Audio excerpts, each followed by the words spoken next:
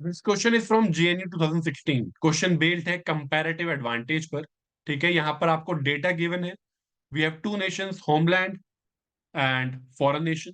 Okay, we have two commodities, cloth and wheat. आपके पास यहाँ डेटा है आउटपुट का। ठीक है, you are given the data of output per labour.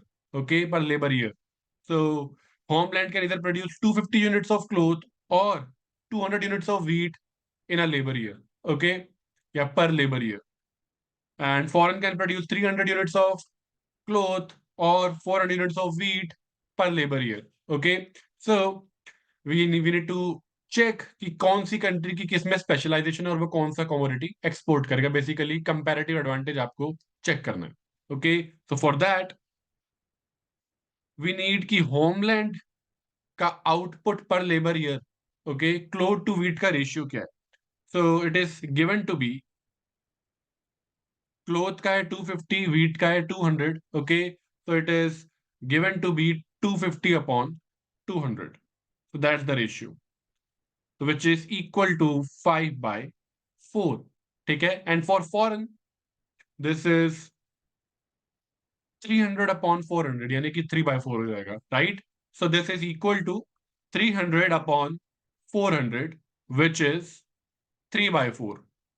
Okay, सो अब आपको कंपेयर करना है कि किस कौन सी नेशन के पास कंपैरेटिव एडवांटेज और कौन से कमोडिटी में। तो यहाँ पर हमने क्लोथ के लिए, cloth is in the numerator. Basically अगर होमलैंड गिव अप करता है 4 units of wheat, then it can produce 5 units of cloth. Okay, and similarly, if foreign nation gives up 4 units of wheat, then it can produce only 3 units of cloth. Okay, तो basically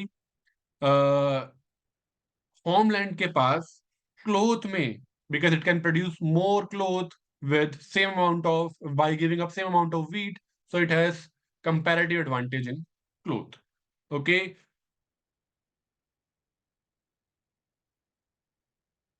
so home nation के पास comparative advantage है in producing cloth. Okay, तो वो obviously फिर export भी cloth को करेगा and it will be importing wheat from the foreign nation. ठीक है, so that's option A here. Homeland specializes in production and export of cloth while importing wheat from the foreign country. Okay, so that's the simple question. Now it talks about, it wants to know कि homeland and foreign would be willing to trade with each other if the relative price of the cloth is set at। Cloth का relative price, यानी कि price of cloth upon price of wheat, this is the relative price of cloth, ये कितना होना चाहिए अगर आपको if we want trade to be possible here। Okay, so for that what we need is we need the relative prices in the autarky condition। Without trade, autarky means without trade, दोनों nations में ये price ratio क्या चल रहा होगा, पहले हमें वो निकालना पड़ेगा। Okay, so without trade PC upon PW क्या होगा in home nation. Well it will be equal to, output यहां पर गिवन थे 250 और 200, 250 फॉर क्लोथ एंड डब्ल्यू के लिए, वीट के लिए था, it was 200। So price ratio will be reciprocal of that. I will explain you why in the end. ठीक है, बट पहले कैलकुलेट कर लेते हैं। So this will be 200 upon 250, which is 4 by 5, which is 0.8। okay, and foreign में this price ratio will be 400 upon 300। ठीक है, reciprocal होगा 300 upon 400 का। I'll tell you why. This will be 400 upon 300, which is 3 by 4, which is, sorry, which is 4 by 3, which is 1.33। ठीक है, तो अगर हमें ट्रेड चाहिए, then for trade PC upon PW, this should be between 0.8 and 1.33। ठीक है, जब इन दोनों के बीच में होगा तभी दोनों नेशंस को फायदा होगा, राइट।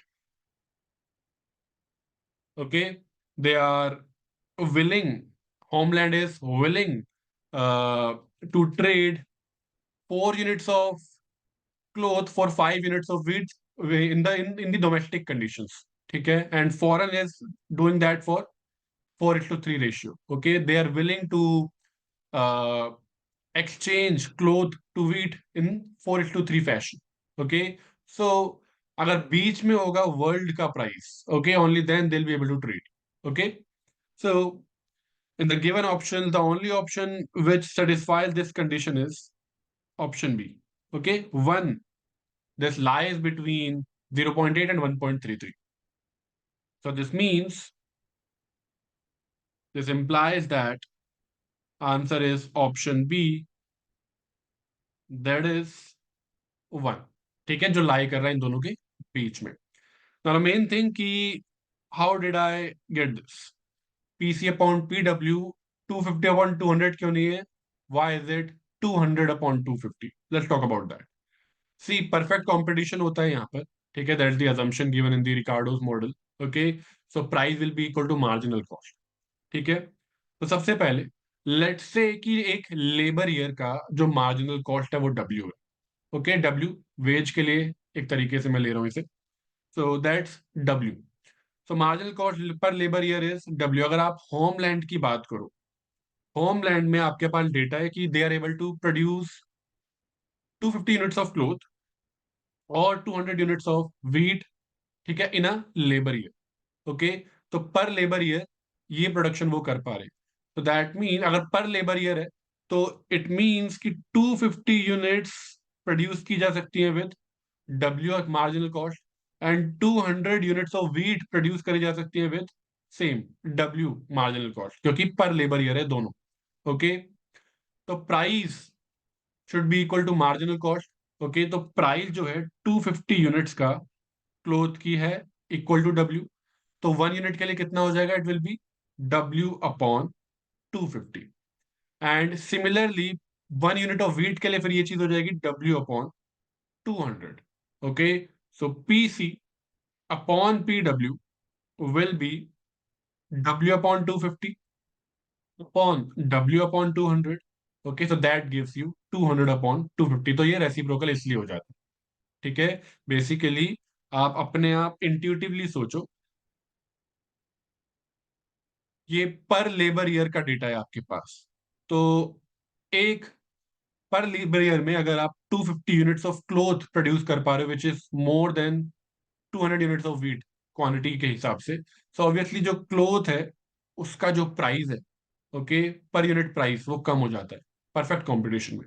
ठीक है, आप कम कॉस्ट में ज्यादा आउटपुट प्रोड्यूस कर पा रहे हो. ओके, सो देन ऑब्वियसली जो आपका PC अपॉन PW का रेशियो है, प्राइस रेशियो जो आ रहा है, so it can not be 250 upon 200, right?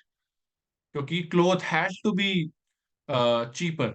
Okay, क्योंकि कम कॉस्ट में आप ज्यादा प्रोड्यूस कर पा रहे हो, तो उसी से आपको समझ जाना चाहिए that it will be 200 upon 250. Okay, so दोनों आंसर आ चुके हैं. सेकंड क्वेश्चन का यहाँ पर आंसर है 1, एंड कंपैरेटिव एडवांटेज है होमलैंड के पास इन क्लोथ. Thank you.